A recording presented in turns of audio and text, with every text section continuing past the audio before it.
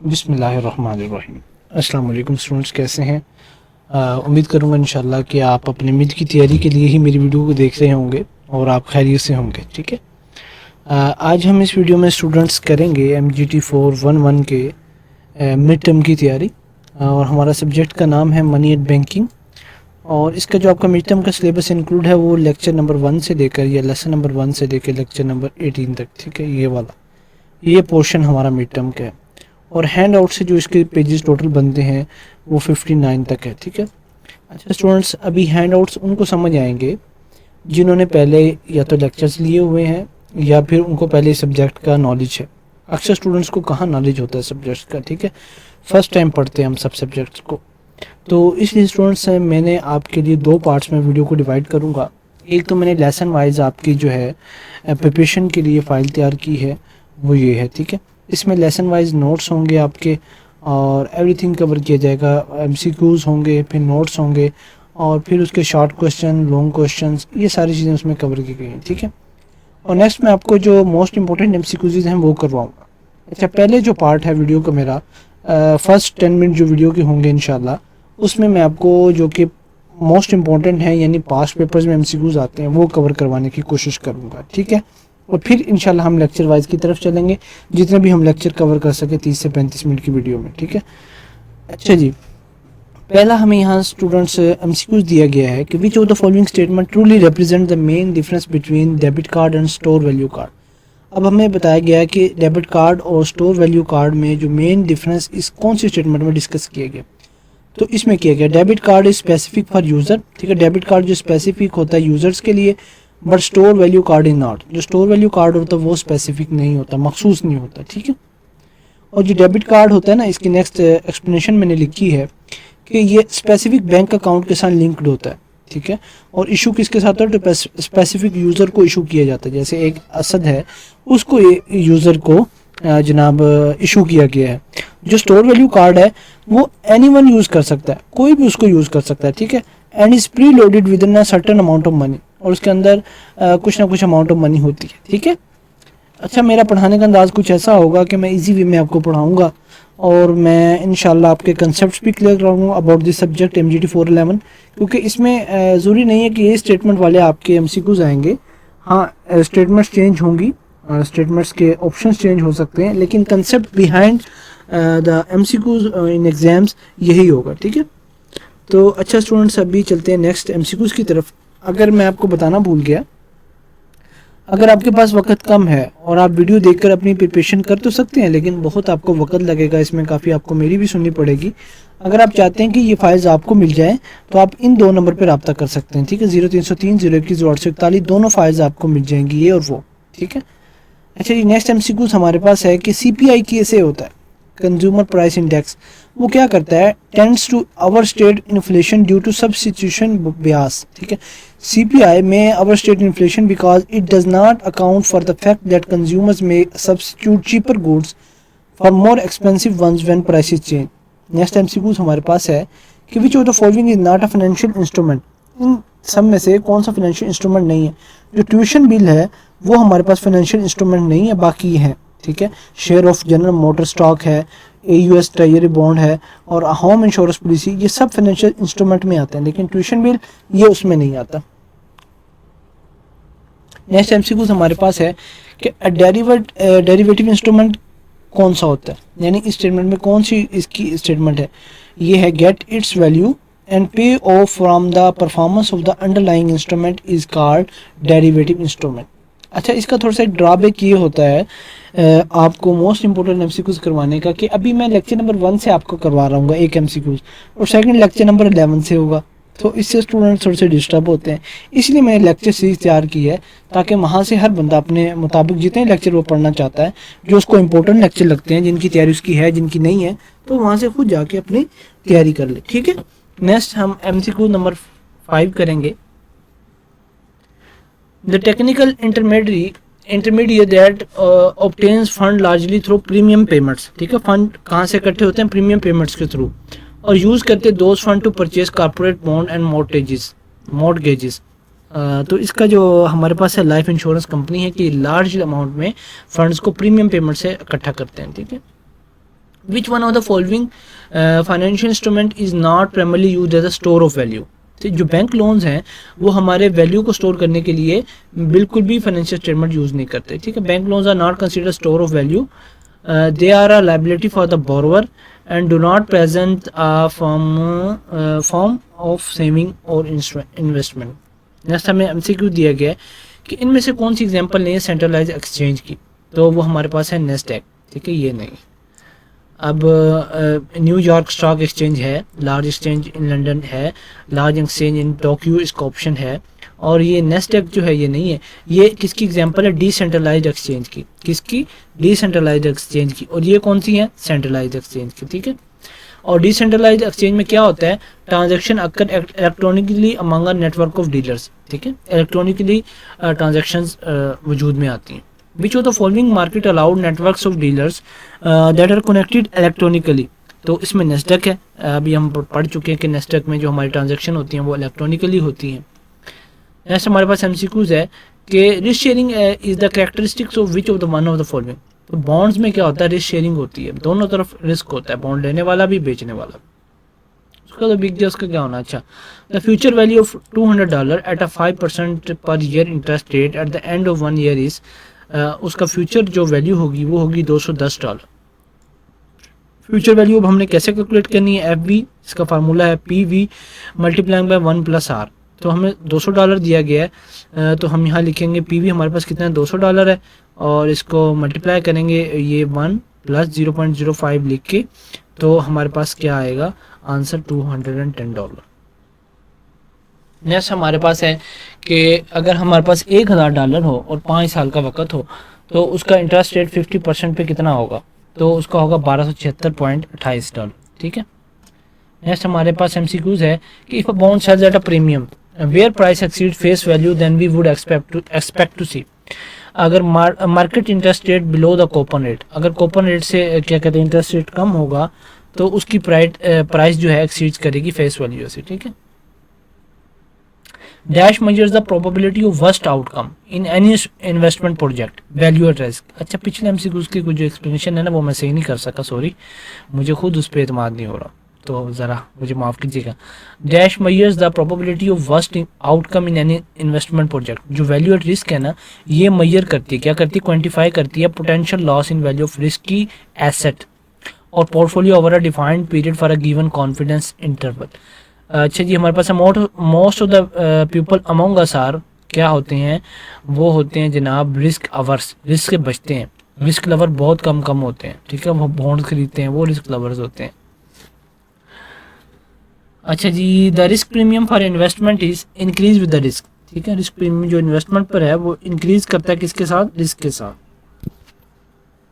Next 16 MCQ हमारे पास है कि जब auto manufacturing industry does poorly due to a recession in an economy there is an example of किसकी? Systematic risk की एग्जांपल है ये। अब सिस्टमैटिक रिस्क क्या करता है? अफेक्ट करता है एंटायर मार्केट को और इकोनॉमी को, such as a recession impacting all sectors including auto manufacturing, ठीक है। नेक्स्ट MCQ हमारे पास है question number 17, if YTM is less than, YTM हमारे पास क्या है? Yield to maturity. अगर हमारे पास कम होगी कूपन रेट से तो बॉन्ड का प्राइस क्या होगी? ठीक है, बॉन्ड की प्राइस क्या होगी? Greater than its face value, face value से क्या हो जाएगी? बढ़ जाएगी। अच्छा जी, return on the bond is equal to which of the following. जो बॉन्ड के ऊपर रिटर्न होता है वो किसके इक्वल होता है? वो है coupon rate plus rate of capital gains. Next हमारे पास है which of the following rating show highest quality and credit worthiness. तो वो हमारे पास स्टेटमेंट है AA। अब ये क्यों है इसका रीज़न हम पढ़ते हैं। AAA is the highest rating given by credit rating agencies indicating the lowest risk of default. Next हमारे पास है bond A bond B, maturity 5 year 10 year, default risk हमारे पास 5% है। अच्छा जी, बॉन्ड A का क्या है हमारे पास? मेच्योरिटी 5 साल है, बॉन्ड B की 10 साल है। रिस्क दोनों का बराबर है, टैक्स रेट दोनों का बराबर, तो यील्ड कितनी होगी? तो यील्ड हमारे पास होगी, सी ऑप्शन का करेक्ट है, yield of both the bonds are not distributed by maturity period. जो यील्ड है ना बॉन्ड की वो इन्फ्लुएंस करती है बाय देयर मैच्योरिटी, और हमारे पास मैच्योरिटी क्या है? एक की 5 साल है, एक की 10 साल है। टिपिकली लॉन्गर टर्म बॉन्ड है higher yield due to increase risk. अच्छा जी, अभी हमने कर लिए हैं जनाब 20 MCQs। और आपके एमसीक्यू इसी तरह से बन के आएंगे। अब मैं लेक्चर वाइज प्रिपरेशन की तरफ चलूँगा, ठीक है। पहला हमारा लेक्चर है जनाब इसका, उसका हम सर ने रिकमेंड की हुई है, ये टेक्स्ट बुक है, रेफरेंस बुक्स ये हैं। अच्छा जी, कोरस टॉपिक करता है ये वाला, सही है सही है।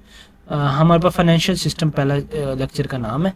अब इसमें हम 5 पार्ट्स पढ़ेंगे फाइनेंशियल सिस्टम के। पहला पार्ट है मनी, ठीक है, और जो है ना medium of exchange evolve from coins to paper to electronic funds EFT, ठीक है। मनी की जो एक्सचेंज हुई है ना, मीडियम इसका चेंज हुआ है।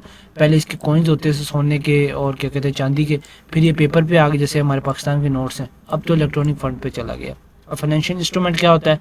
Tools to transfer fund from savers to borrower and transfer risk. और नेक्स्ट हमारे पास फाइनेंशियल मार्केट्स है। ये ऐसे प्लेटफॉर्म्स होते हैं लाइक स्टॉक एक्सचेंज जहां हम क्विक और low cost trading of instrument कर सकते हैं, ठीक है। फिर फाइनेंशियल इंस्टीट्यूशंस कौन से हैं? वो लाइक बैंक्स वगैरह हैं, ठीक है। और फिर सेंट्रल बैंक्स कौन से हैं? जो कि रेगुलेट मनी करते हैं सप्लाई और उसके क्रेडिट को, ठीक है। अभी हम यहाँ पढ़ेंगे इनके MCQs। तो पहले अगर स्टूडेंट्स मैं आपको थोड़ा सा गाइड कर दूँ, अगर आपने अपनी तैयारी करनी है सब्जेक्ट के A+ ग्रेड लेने, फिर तो आप इन नंबर पर रब्ता कर लें और मुझे नोट्स परचेस कर लें। बहुत ही मुनासिब कीमत में दूंगा आपको इंशाल्लाह, और आपकी तैयारी बहुत अच्छी हो जाएगी। ऐसे मैं अगर वीडियो बनाता हूँ ना आपको, सारी वीडियो लेक्चर नंबर 1 से लेकर लेक्चर नंबर 18 तक, तो सीन ये बनेगा कि आपको भी कुछ समझ नहीं आएगी और मैं करवाने वाला भी पागल हो जाऊँगा ठीक है। तो उसके लिए वक्त चाहिए काफ़ी, या तो फिर मैं वीडियो के पार्ट्स बनाऊँ। और अभी एग्ज़ाम आपके आज 31 तारीख है, 4 को लास्ट पेपर और फिर 16 को होगा हमारा रिस्केड्यूल का पेपर, तो इसलिए मैं इसी पर इन्हिसार करूँगा, ठीक है। ये थोड़ा सा जूम मैं करता हूँ। अच्छा जी, हमें इसमें दिया कि कौन सा पार्ट नहीं है फाइनेंशियल सिस्टम का, तो ये B नहीं है, गवर्नमेंट पॉलिसीज इसमें नहीं आती, ये आती हैं तीनों, ठीक है। अच्छा जी, which of the following evolve from world to modern day financial supermarket, तो हमारे पास C है, बैंक्स है। अच्छा जी, what is the role of money in the financial system, financial system में मनी का क्या रोल है? तो C ऑप्शन है कि payment and store of wealth. What allow small investor access to investment options today, ठीक है, क्या उन्हें चीज़ अलाउ करती है स्मॉल इन्वेस्टर को कि वो एक्सेस करें इन्वेस्टमेंट ऑप्शंस पे? तो C ऑप्शन करेक्ट है, म्यूचुअल फंड्स, ठीक है।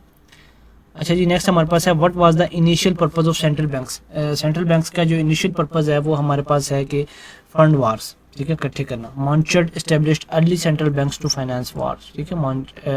क्या नाम है इसका? Monarchs. Which part of the financial system act as a watch dog over others, तो हमारे पास D है। सेंट्रल बैंक जो है वो एक्ट करते हैं वॉच डॉग ओवर अदर्स, ठीक है, यानी वो मॉनिटर करते हैं इंस्टीट्यूशंस को और मेंटेन करते हैं इकोनॉमिक की स्टेबिलिटी को, ठीक है। Which financial component enables electronic transaction, तो वो C है, मनी के जरिए हम इलेक्ट्रॉनिक ट्रांजैक्शन कर सकते हैं। नेक्स्ट हमारे पास है which evolve from coffee houses to electronic networks, तो C ऑप्शन करेक्ट है, financial markets.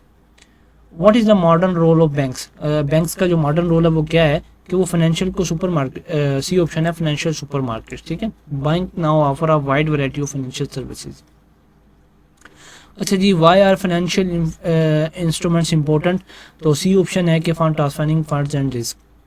Which function is perform by financial institutions, तो वो करते हैं, फैसिलिटेट करते हैं access to financial markets. Which organisation control the availability of money and credit, C, ठीक है। तो ऑप्शन है हमारे पास central banks. E banking is an example of evolution in, e banking जो हमारे पास एग्जाम्पल है वो किसकी है? पेमेंट सिस्टम्स की। Which financial system part include ATM withdrawals, तो इसका D ऑप्शन करेक्ट है, मनी। मनी के हम ATM में जो विड्रॉल करते हैं वो मनी करते हैं, ठीक है। हमारे यहाँ पेपर्स चलते हैं कई, बस यही चलते हैं सब क्या है। अच्छा, मेन गोल फाइनेंशियल सिस्टम का हमारे पास क्या है कि ट्रांसफर वेल्थ एंड मैनेज करना रिस्क को। अब इसके 8 शॉर्ट क्वेश्चन मैंने बनाए हैं, ये आप इनको वीडियो पॉज करके देख सकते हैं, मैं आपको ये नहीं करवाऊंगा, ठीक है। अभी नेक्स्ट 4 पे वीडियो को मैं रोकता हूँ, ठीक है। ये 7 तक आप इनको देख लें।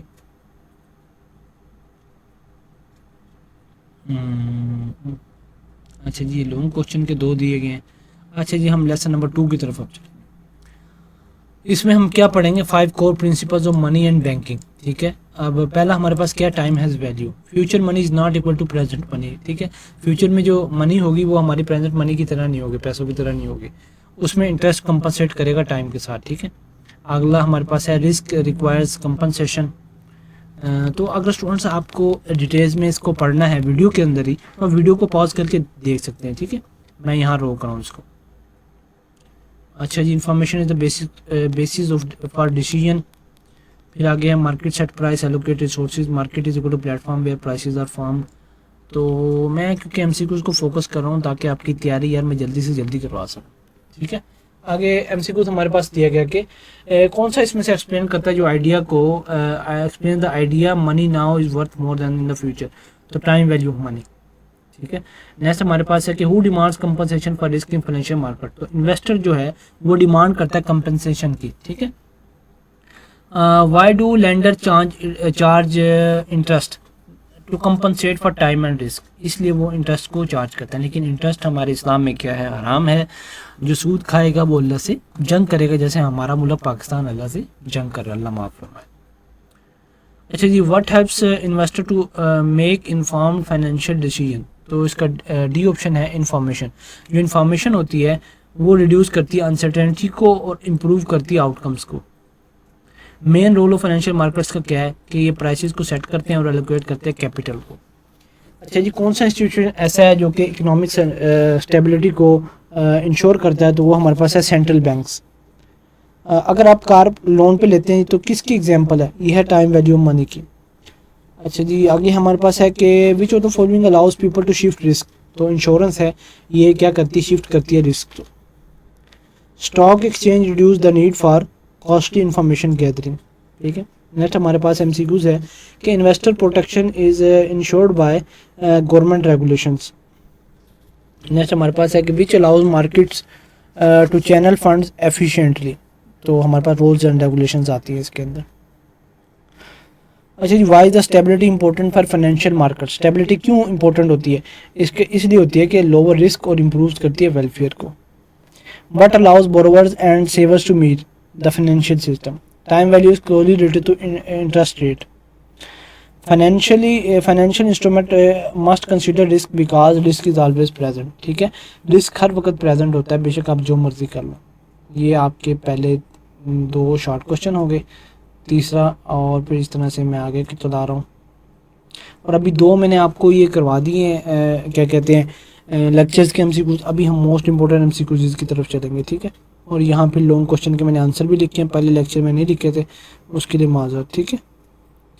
और लेसन नंबर 3 हमारे पास क्या है, मनी के बारे में है, ठीक है। मनी कैरेक्टरिस्टिक्स क्या है मनी की, और फिर उसकी लिक्विडिटी क्या होती है, पेमेंट सिस्टम हमारे पास क्या है, ठीक है। कमोडिटी वर्स फियाट मनी क्या। इसमें आप ना लेक्चर वाइज में ये कि थॉरली आपकी प्रिपरेशन होती है, और उसमें क्या है कि उसमें आपके कंसेप्ट क्लियर हो जाते हैं, यानी आपके पास अगर मिलता जुलता एमसीक्यूज भी आता तो आप कर लेते हैं, ठीक है।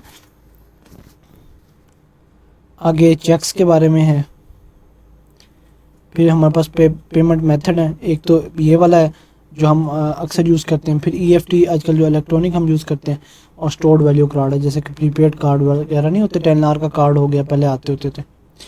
फ्यूचर ऑफ मनी क्या है, तो ये सारा मनी के बारे में, ठीक है। अच्छा जी, what is money primarily use for. Money किसके लिए यूज़ होती है, पेमेंट्स के लिए। Which of the following is the most liquid asset. Cash जो है ना हमारे पास जो मोस्ट लिक्विड एसेट है, बहने वाला है, ठीक है। अ स्टोर ऑफ वैल्यू मीन्स का क्या मतलब है कि एसेट रिटेन करते हैं वैल्यू ओवर टाइम। अच्छा, in barter system exchange requires double coincidence of wants, ठीक है। Which of the following is the flow variable. Income हमारे पास क्या फ्लो वेरिएबल है। अच्छा जी, fiat money drives its value from government decree, ठीक है, हैज़ नो इंटेंसिक वैल्यू। इसकी फैट मनी की क्या होती है, इंटेंसिक वैल्यू नहीं होती, only trust and law give its value. Which of the following is not considered money. Check जो है कंसिडर नहीं किया जाता मनी, लेकिन चेक से जो हमें कैश मिलती है वो हम उसे फाइनल पेमेंट कंसिडर करते हैं। अच्छा जी, लीगल टेंडर का क्या मतलब है, मस्ट बी एक्सेप्टेड फॉर डेप्ट रीपेमेंट, ये इसका लीगल टेंडर का मतलब है। और कमोडिटी मीन्स क्या है, कमोडिटी मीन्स है ड्यूरेबल एंड डिविजिबल। ये आपके ऐसे ऐसे एमसीक्यूज आते हैं आसान बन के, स्टूडेंट फिर सोच रहे होते हैं कि यार मैं काश पढ़ लेता। तो स्टूडेंट्स अभी से कोशिश करें, अगर आपके पेपर में वक्त है तो लाजमी पेपर पढ़ के जाएं और थॉरली प्रिपरेशन करें अपनी, ठीक है। आप 5 लेक्चर्स करके चले जाएं, थॉरली प्रिपेयर करें। ऐसा ना हो कि आप इंपॉर्टेंट एमसीक्यूज करके चले जाएं और जनाब वहाँ उनमें से कोई भी ना आए, लेकिन 5 लेक्चर आप करके जाएंगे, 5 में से चलो 10 एमसीक्यूज तो आपके आएंगे ना। अच्छा जी, कौन सा पेमेंट सिस्टम जो है वो लीस्ट एफिशिएंट है, वो बार्टर सिस्टम है। Which of the following is stock variable. Wealth जो हमारे पास है ना, ये स्टॉक वेरिएबल है हमारे पास। The value of fiat money depends upon trust in the government. Which of the following has intrinsic value, gold coin की क्या होती है, इंट्रिंसिक वैल्यू होती है। मेन रीज़न चेक का क्या है कि इसमें लीगल प्रूफ पेमेंट का मिल जाता है। अगर आपने किसी कर्ज लेना है आप उसको अपने चेक दे देते हैं ताकि उसको एतबार हो जाए कि मेरे पैसे वापस हो जाएंगे। स्टोर्ड वैल्यू कार्ड्स कौन से होते हैं, प्रीपेड मनी कार्ड्स, ठीक है। The payment system is network for transferring money and assets. आगे इसके शॉर्ट क्वेश्चन हैं। अच्छा स्टूडेंट्स, अगर आपको ये फाइल चाहिए ना तो आप इस नंबर पर मुझे व्हाट्सअप कर सकते हैं। आपको इंशाल्लाह फाइल ये बहुत ही मुनासिब कीमत में प्रोवाइड कर दी जाएगी। अभी हम थोड़ी सी इंपॉर्टेंट एमसीक्यूज़ की तरफ चलते हैं कि जो इंडेक्स नंबर है वो वैल्यूएबल टूल है किस वजह से, ठीक है। Index provide a meaningful measurement. मैंने आपको कहा ना आपके कंसेप्ट यहाँ से क्लियर होंगे, थॉरोली प्रिपरेशन आपकी वहाँ से होगी। इंडेक्स क्या प्रोवाइड करता है, meaningful measurement scale to calculate percentage change की तरफ। अच्छा, when stock prices reflect fundamental values को क्या होता है, ठीक है। तो हमारे पास जो इसका करेक्ट ऑप्शन है वो है कि the allocation of resources will be more efficient. जब स्टॉक प्राइसेस रिफ्लेक्ट करती हैं फंडामेंटल वैल्यूज़ की तरफ तो ये इंडिकेट करता है कि resources are being allocated efficiently, कि रिसोर्सेज जो हैं वो क्रिएट हो रहे हैं efficiently in the economy as prices are based on true economic value. The process of financially intermediation is increase the economy's ability to produce. Next हमारे पास है without the ability of financial intermediates to pool the resources of small savers. तो इसका option जो हमारे पास correct है वो the risk associated with landing would increase. Without financial intermediates individual landers would face higher risk, ठीक है। जो पैसे उधार लेते हैं तो वो क्या कर सकते हैं, हाइयर रिस्क फेस कर सकते हैं, as they would have to access each borrower is independently leading to increase risk in landing. Next हमारे पास एमसीक्यूज है the fact that a financial intermediary can use the same contract for many customer is an example of economic of scale. अब हमसे पूछा गया कि इसमें financial institutions की कौन सी एग्जांपल नहीं है, तो वो स्टॉक एक्सचेंज है, ठीक है। ये उसकी एग्जांपल नहीं है। स्टॉक एक्सचेंज क्या होती है, हमारे पास एक मार्केट प्लेस होती है जिसमें बाइंग एंड सेलिंग सिक्योरिटीज़ की होती है, ठीक है। while the other options are type of financial institutions that facilitate financial transactions। अच्छा जी, इंटरेस्ट रेट जो हमारे पास यूज़ होता है प्रेजेंट वैल्यू कैलकुलेशन के अंदर तो हम उसे रेफर करेंगे डिस्काउंट रेट की तरफ। Discount rate is the interest rate use to determine the present value of future cash flow, ठीक है। अगर किसी को आप डिस्काउंट करते हैं किसी प्रोडक्ट में तो समझ लो आपका वो कस्टमर बन गया और फ्यूचर में आपको वो कैश देगा, ठीक है। तो इसे इसलिए कहा जाता है, ठीक है। नेक्स्ट हमारे पास है अगर डिक्रीज करे आपका एक्सपेक्टेड फ्यूचर इंटरेस्ट रेट, ठीक है, what will be its effect on bond. Bond पे क्या इफेक्ट होगा, bond will be more attractive, ठीक है। लास्ट टाइम शुरू आपको मैं करवाने जा रहा हूँ विच of the following describe the general formula for the calculation of compound interest. तो हमारे पास जो कंपाउंड का इंटरेस्ट का मालूम करने का जो जनरल फार्मूला है वो ये F B is equal to P V multiply by 1+i और ये n, ठीक है। आगे स्टूडेंट्स कितने एमसीक्यूज हैं मैं ज़रा चेक करूँ। इसके 2 सेट्स बने हुए हैं, 1 मिनट।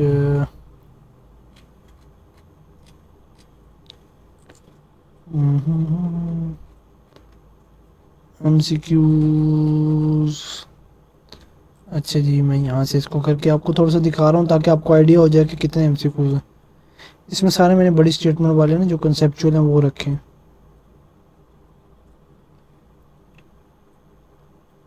2, 1 और 40 के ना 2 सेट्स बने हुए हैं, ठीक है।